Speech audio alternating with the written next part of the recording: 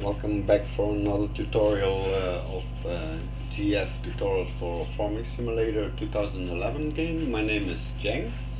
Today I'm going to show you in two parts the conversion script that is used in the DM monopole maps, how you can set it up, which files you will be needing. I will explain how you can change the images on the F12 panel, how you can use the triggers, which files are needed, which files you don't need.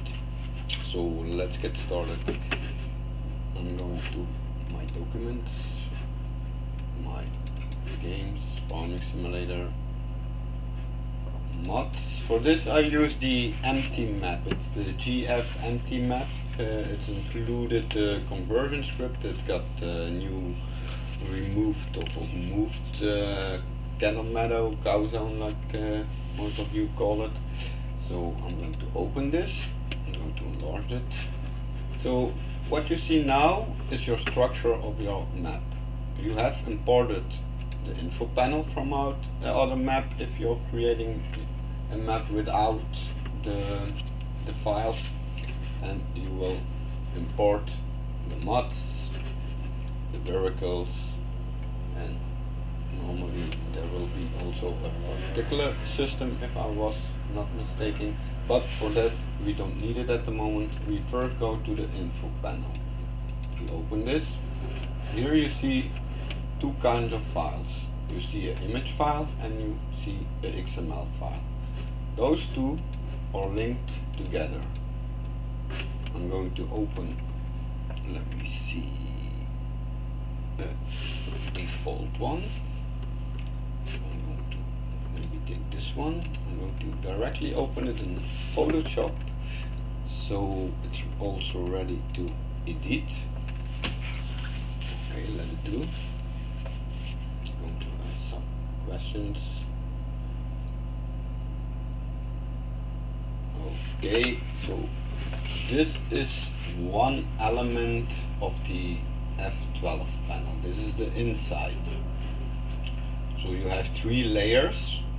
You have the actual PDA layer. Underneath it you will have a image layer of displaying which station you're building, and you will have a text layer. The text layer is defined in the XML. So you can change like this silo, you can change this silo, you can change this picture, that picture. So the pictures you can change, this you cannot change. If you're going to change this, you process bars will be all messed up. So only change the images next to the process bar and keep the height a little bit the same. So imagine this is the viewpoint. Stay in your viewpoint. Though do not put everything to the left or to the right, then the viewpoint will be shown like this or like that. So keep it nice and smooth, everything lined up in the middle. Okay, so for this quickly I'm going to open a file. Then I have a pig. Normally that will do. Open this one. Okay, now I got a pig. I'm going to select the complete image. I'm going to copy this one, close this one. Now take the proper tool. I'm going to paste it around here. So now enlarge this one. Go a little bit like this so we see it better. I'm going to transform it and scale it a little bit. First I'm going to put one corner a little bit the same. I hold in shift and I drag so it stays smooth the same. So I'm going to first make it a little bit smaller like that. Okay. Now I'm going to zoom in, make it a little bit higher, Okay, for this So now I changed it to pigs. So my output will be pigs and liquid manure. In this case, the silos. That depends on the image you will put on this, or if you leave them blank and say in the text file silo 1, 2 and 3, it's also okay. You can change it however you want it for your map to be. If you don't want it to be a silo and you just want to display also a little image of extra product you're going to use, like let me say I'm going to use over here dairy products. I put my image of dairy products over there. Here I'm going to use eggs, okay, and here I'm going to use, like let me say, flour. In this case here I'm going to put bread, and maybe change this one to bacon or something. So then you have a complete other meaning of this page or this image that is shown. Okay, so this is how you can edit what you can edit. Remember, do not touch the progress bar border here. So I'm going to close this one. No, I'm not going to save this one. And then the Vapron, let me see, the Vapron's XML is standing over. Where is my Vapron? I'm missing. Oh no, I'm not missing one. It should be in one of the carvings. So let me see. I need to, oh no, this one is it. Sorry. Open one. Vapron. Okay, that's the correct one. So the Vapron. I'm going to expand it. So the XML file always have the name of it, mostly. Only this one doesn't got it. So info panel, and it's going to the Vapron PNG. What you just saw, we have object 1, silo 1, object 2, silo 2, object 3, silo 3, input, input, input, progress bar fill level 1, progress bar fill level 2. So this is the output. In this case, pigs liquid manure, or maybe it could be pigs liquid manure that you need to see.